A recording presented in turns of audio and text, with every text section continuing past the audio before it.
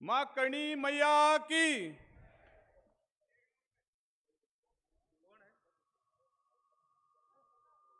राष्ट्रीय करणी सेना के तत्वाधान में आज के इस कार्यक्रम में हमारे बीच विराजमान सभी साधु संतों के चरणों में नमन। मंच पर बैठे हुए सभी हमारे देश प्रदेश से पधारे हुए सभी राजनेता और व्यवसायी और मेरे सामने बैठे हुए हमारे मोतियों से महंगे मेरे पिता तुल्य बुजुर्ग, सभी मेरे युवा साथी, मातृशक्ति, सभी को मेरी ओर से प्रणाम। सबसे पहले तो मैं राष्ट्रीय करणी सेना के अध्यक्ष आदरणीय सुखदेव सिंह जी और योगेंद्र सिंह जी को धन्यवाद देना चाहता हूं कि उन्होंने एक राम राज्य स्थापना के लिए केसरिया रैली के रूप में आज जो आयोजन किया गया,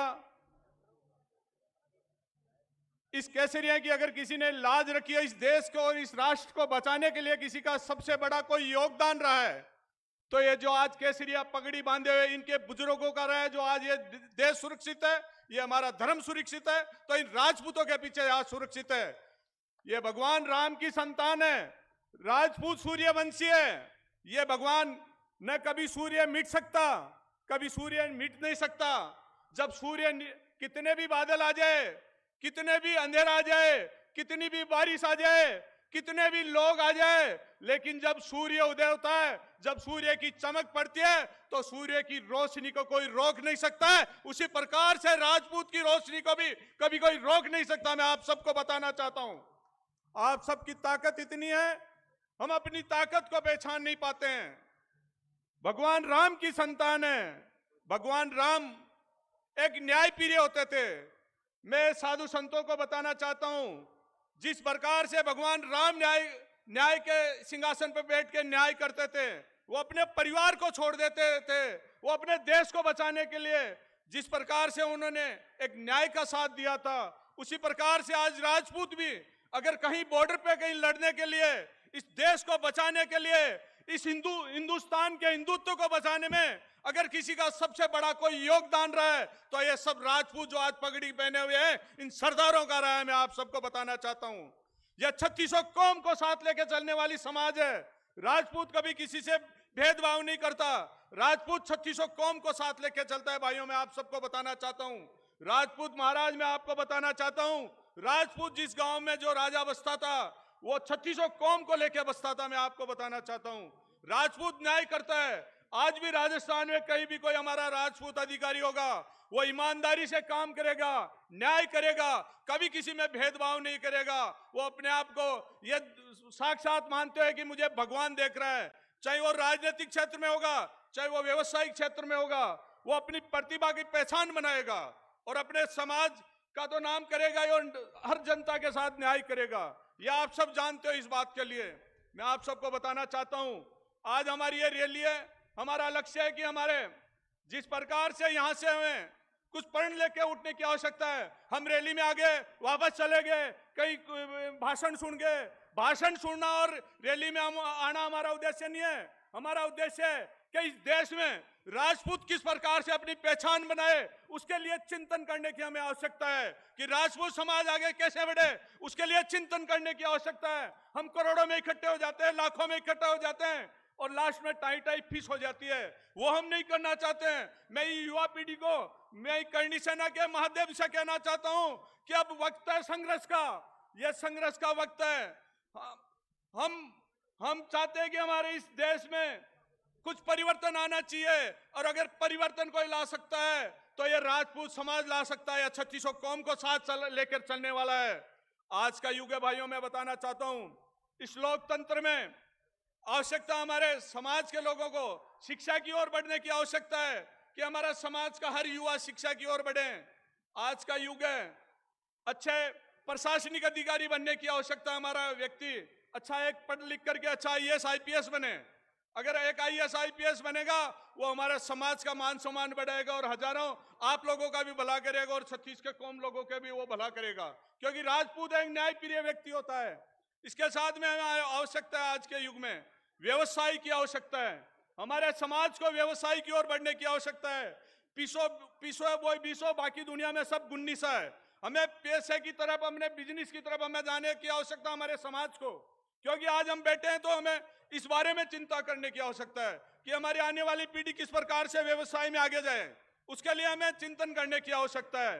आवश्यकता इस लोकतंत्र में, अभी चुनाव चल रहे हैं, धीरे धीरे हमारे समाज को दबाने का प्रयास किया जाता है। हमारे लोगों को जहां पे आज भी, मैं बताना चाहता हूं, राजस्थान का उदाहरण देना चाहता हूं। लोग कह देते हैं कि राजपूत बहुत कम है। राजपूत बहुत कम नहीं है। राजपूत आज जो 50 जिले बने ने, 50 जिलों की अगर संख्या जोड़ी जाए तो आज भी राजपूत 15% पूरे राजस्थान की संख्या राजपूतों की है। कहां से कम है? राजपूत जब अलग जगाते हैं तो सब ठंडे हो जाते हैं भाइयों।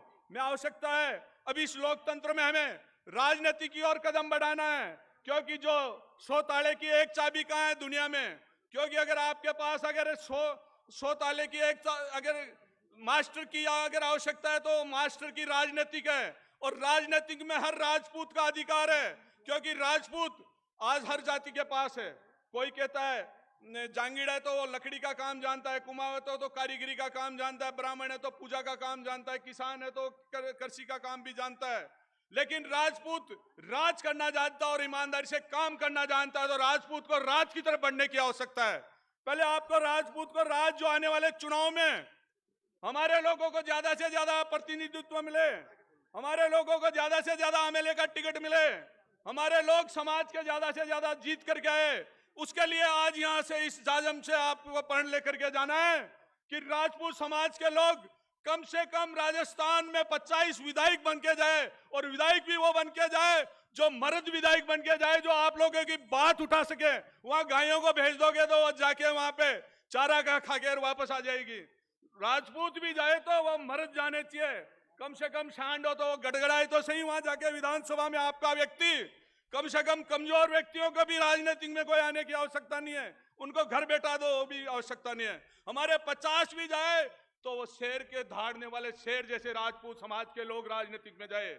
ऐसे लोगों की हमें आवश्यकता है। इसके लिए चिंतन करने की आवश्यकता है। कोई परवाह मत करो, राजपूतों को मिटाने के लिए इस धरती पे कई देशों से मुस्लिम शासक आए थे और कोई भी मिटाने का प्रयास किया, काटने का प्रयास किया, मारने का प्रयास किया, लेकिन उस समय भी राजपूतों ने संघर्ष किया इस देश के लिए। और आज भी लोग राजपूत समाज को मिटाना चाहते हैं, लेकिन राजपूत समाज आज भी, अगर कोई राजस्थान नहीं पूरे भारत में अगर कोई सबसे बड़ा समाज और सबसे मजबूत समाज है तो आपका राजपूत समाज में आप सबको बताना चाहता हूं भाइयों, आप सबको आपको अपनी ताकत की पहचान कराने की आवश्यकता है। बिना जोगा को जग पूछता है, ना जोगा को दुनिया में कोई नहीं पूछता है भाइयों, मैं आप सबको बताना चाहता हूं। और ताकत के पीछे दुनिया चलती है। अगर आप ताकतवर बन जाओगे, आप राजनेता बन जाओगे, लोग आपके पीछे पीछे घूमेंगे। मैं आपको बताना चाहता हूं, राजनेताओं के घर पे लाइन लगती है, सुबह उठते ही सरपंच भी बन जाओगे तो लोग आपके पास में आएंगे, आप प्रधान भी बन जाओगे तो आपके पास आएंगे, आप एमएलए भी बन जाओगे तो आपके पास आएंगे, आप सांसद बनोगे तो आपके पास में आएंगे। तो यह सबसे बड़ी ताकत है राजनीतिक। आप तो सब कुछ छोड़ करके पहले तो बिजनेस, अच्छी शिक्षा प्राप्त करें हमारे समाज का युवा, फिर हमारे अच्छे अधिकारी बने हमारे समाज के व्यक्ति, फिर हमारे व्यवसाय में जाए, और फिर कोई भी कुछ काम नहीं मिले तो सारे आदमी हमारे राजनीतिक में लग जाओ, और राज में आ जाओ तो राज के सब पीछे चलने लग जाते हैं। ये अधिकारी फधिकारी भी आगे पीछे घूमेंगे।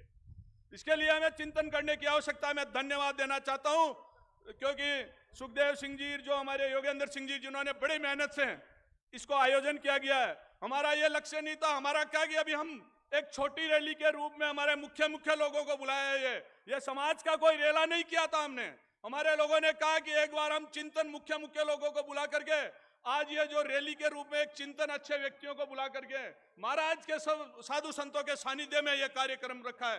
क्योंकि राजपूत समाज पहले भी हर समाज की इज्जत करता था, और साधु संतों की तो जो आज आशीर्वाद है ये साधु संतों का हमारे ऊपर, हम जब द्रोणाचार्य, भगवान राम, अर्जुन सब थे, वो इन साधुओं का आशीर्वाद लेता था, और आज भी हमारे साधुओं का हमारे पे आशीर्वाद है। इसलिए समाज आज पहले भी तरक्की कर रहा था, पहले भी यह संघर्ष करके आगे बढ़ा था, और आज भी यह समाज ताकत के बलबूते पे इस देश पे आने वाले समय में राज करने की क्षमता रखता है, तो ये राजपूत समाज रखता है। मैं आपको बताना चाहता हूं भाइयों, आप सब यहाँ पधारे हो। मैं जितने भी हमारे राजस्थान और बाहर से प्रदेश से जो नेतागण और साधु संत और जितने भी ये कार्यकर्ता है, मैं आप सबका हार्दिक अभिनंदन करता हूं। और कभी भी कोई भी मेरे लायक राजस्थान में कोई भी मेरे लायक सेवा हो, भंवर सिंह पलाड़ा आप लोगों की सेवा में हाजिर मिलेगा।